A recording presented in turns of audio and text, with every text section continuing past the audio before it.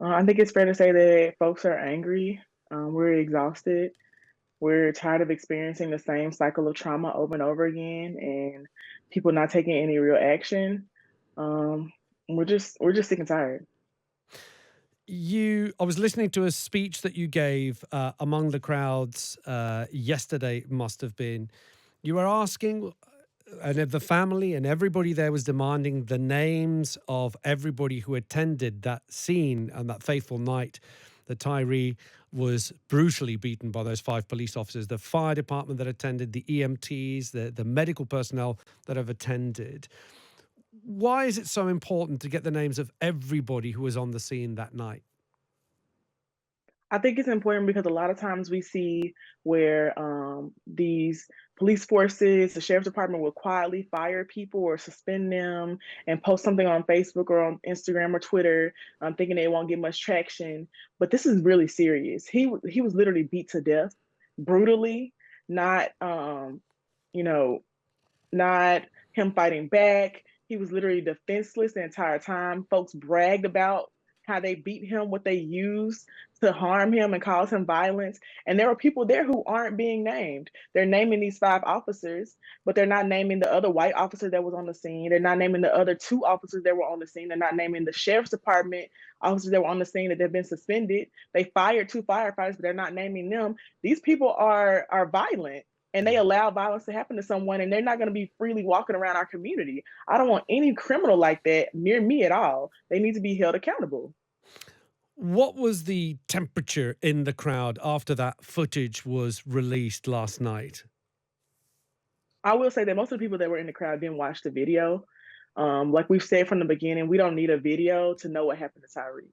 You can look at a picture of him and look at him in the hospital and know that he was beaten unrecognizable. And there's no justification for that ever. I don't need to see that on video. People were angry because they can see what happened to him.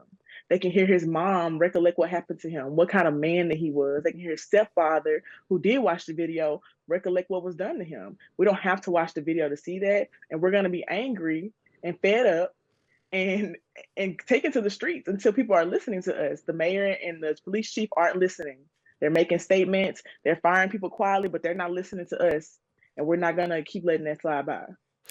Are you worried that there will be civil unrest? That's the fear that's expressed by President Joe Biden and others who are watching from afar, that there are fears that there might be civil unrest. Do you agree with that? I think I think that President Biden needs to be for real.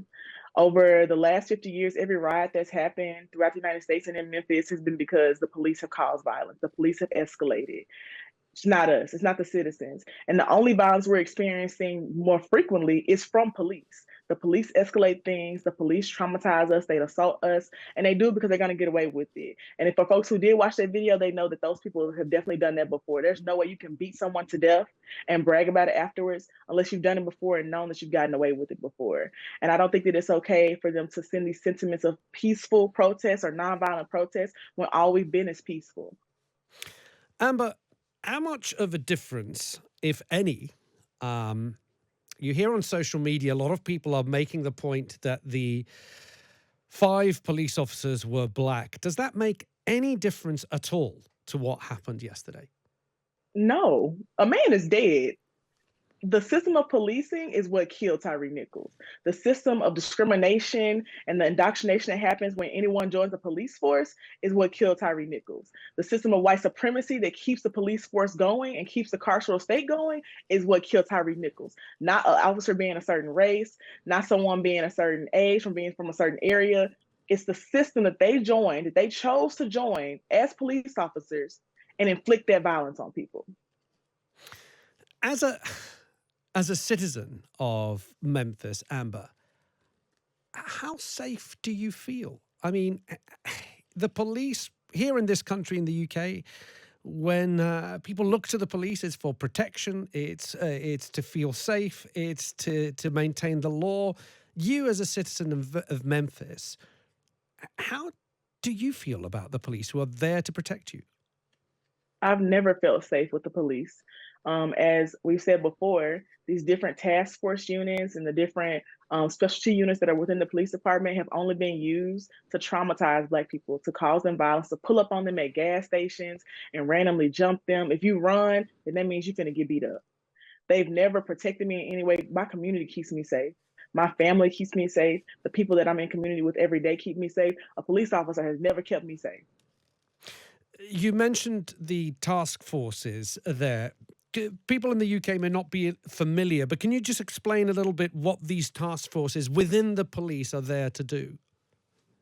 Yeah, as a way to overcriminalize Black people, the police make excuses and say that, well, violent crime is higher, so we need to get more police officers in this area. So they create specialized task forces like the multi-level gang unit or the organized crime unit, or in this instance, the Scorpion unit of rogue officers who are allowed to drive in unmarked cars and wear hoodies and pull people over and do traffic enforcement from pretextual traffic stops that really looks like, oh, that's a Black driver. Let me pull him over and see what he has on him. And then they approach them forcefully and sometimes immediately assaulting them or putting guns to their head. If we've heard from folks here, there have been local stories of people coming out about their experience with the Scorpion unit.